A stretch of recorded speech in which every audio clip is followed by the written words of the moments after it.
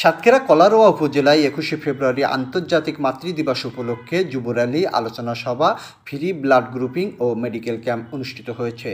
শুক্রবার সকালে জামাতের যুব বিভাগের আয়োজনে কলারোয়া পাইলট হাই স্কুল মাঠে এ সভা অনুষ্ঠিত হয়।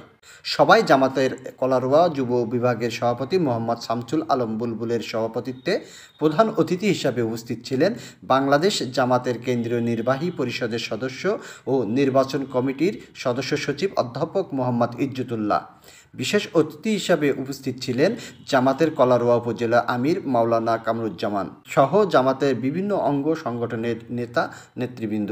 এ সময় বক্তারা বলেন, তাহলে আমাদের সেই ভাইরা যারা এই যুবকরা কেন তারা জীবন দিল, প্রিয় ভাইরা আমার, এই জন্য আমাদের বুঝতে হবে যে আমাদের এই আন্দোলন তখনই সমাপ্তি ঘটবে যখন আমরা রাষ্ট্র ভাষাকে সত্যিকারের রাষ্ট্র স্বীকৃতি আমরা দিতে পারবো। আন্তর্জাতিক মাতৃভাষা দিবস, শহীদ দিবস উপলক্ষে আমরা সকালেই জামাত ইসলামী যুব বিভাগ কর্তৃক আয়োজিত হয়েছে এখানে যুব সমাবেশ, আলোচনা সভা, যেখানে প্রধান অতিথি হিসাবে উপস্থিত ছিলেন অর্থোপেডিক্সের সাতক্ষীরা মেডিকেলের, উনি থাকবেন।